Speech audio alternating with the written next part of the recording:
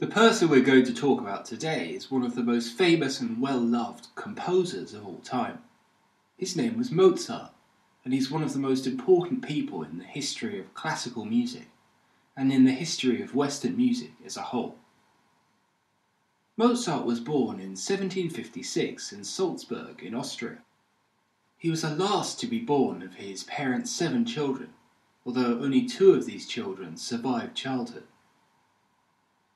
His father trained Mozart in music from an early age.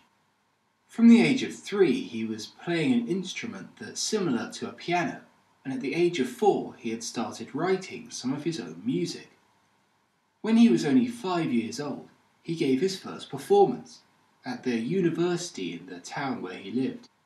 He started performing music publicly at the age of 5.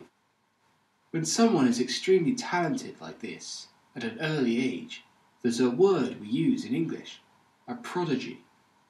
Mozart can be called a musical prodigy or a child prodigy. By the time he was 7, his musical talent was obvious to everyone.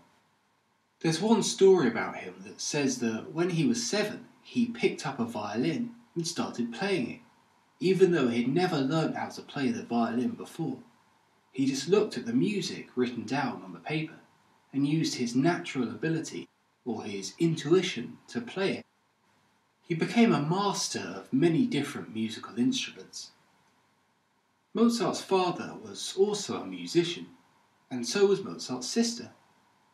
In the years from 1763 to 66, the Mozart family travelled around Europe. They toured Europe giving performances. Their concerts were so successful that they were invited to perform in front of royalty, in front of kings and queens.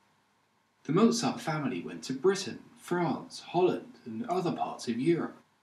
While they were in London, they met the son of Johann Sebastian Bach, who was also a very famous composer. This meeting would have a big influence on the young Mozart. The family returned home in 1766. The next year, Mozart started writing his first opera.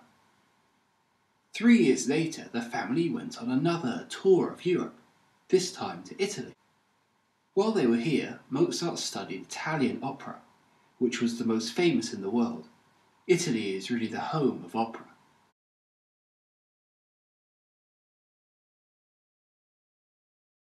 There's another amazing story about what happened when he was here.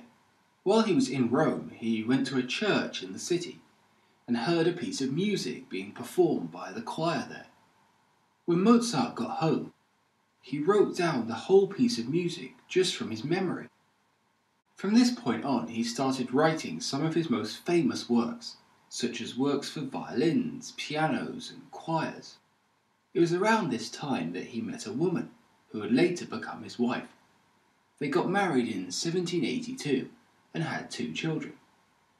Because Mozart was now so successful and famous throughout Europe, he started earning a lot of money. He and his wife lived a luxurious life and lived in an expensive apartment in Vienna, Austria. However, by the later years of the 1780s, Austria was at war and not as rich as it had been before. People didn't have the money to spend on things like art and music. During this time, Mozart got into a large amount of debt. He owed people a lot of money. He moved house to try and save money, but he couldn't get out of debt. However, it was Mozart's talent that eventually saved him. During these years, from 1786 to 1791, he wrote some of his greatest and most famous work. Most of his best-known operas were written at this time. With the success of these works, he was finally able to pay off his debts.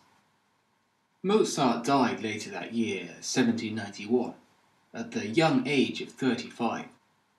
We don't know exactly how he died, but it was probably from some disease. Science and medicine were not very advanced during these years, and many people died early.